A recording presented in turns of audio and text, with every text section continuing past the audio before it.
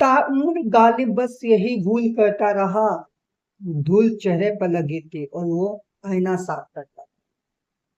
आजकल कुछ ऐसा ही हो रहा है आम आदमी पार्टी के साथ। उनको समझ में नहीं आ रहा कि धूल उनके चेहरे पर है या आईने पर। धूल उनके चेहरे पर है और वो आईना साफ करने में लगे हुए।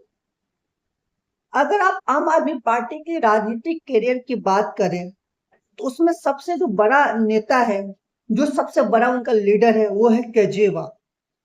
और सभी डिसीजन केजरीवाल और उनके कुछ चमचे लेते हैं। चमचे का मतलब है, आप समझ ही गए होंगे। जी हाँ, चमचे का मतलब है संजय सिंह। चमचे का मतलब है उनके दूसरे बड़े नेता मनीष सिसोदिया। अगर देखा जाए तो इन तीनों के आसपास ही ये राजनीति पार्टी राजनीति करती है। इनको अभी तक ये नहीं पता चल रहा है कि हमें कौन सा मुद्दा उठाना है और कौन सा मुद्दा नहीं उठाना है। जिस हिसाब से आम आदमी पार्टी ने अपने राजनीतिक करियर की शुरुआत किया था, जिस तेजी के साथ, आज उसी तेजी के साथ ये नीचे गिरने में लगे हुए हैं। इस पार्टी में अगर वर्तमान समय में देखा जाए तो एक ही नेता ऐसा था जो जनता के मुद्दे उठा रहा था, और वो था राघव चड्ढा। कल यानी 2 अप्रैल को आम आदमी पार्टी ने पूरे जनता को अप्रैल फूल बनाते हुए अपने पॉलिटिकल पार्टी के सबसे अच्छे, सबसे ईमानदार नेता राघव चड्ढा को राज्यसभा के पद से हटा दिया।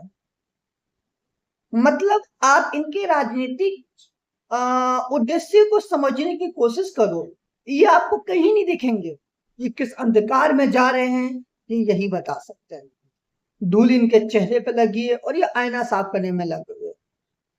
अगर आम आदमी पार्टी में कोई ऐसा बंदा जो जनता के लिए या जनता के हितों के लिए कोई आवाज उठाता है तो केजरीवाल की बात बिल्कुल भी पसंद नहीं आती, और केजरीवाल उन्हें अपने पार्टी से बिल्कुल ऐसे बेदखल करता है जैसे एक माँ अपने नालायक बेटे को करती है। हालांकि यहाँ पर केस उल्टा है।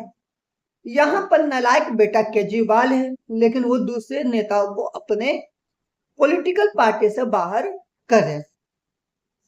केजरीवाल कभी नहीं चाहता कि कोई भी नेता उसके पार्टी में उससे आगे निकले। ये अपने घर वालों का सवाल है।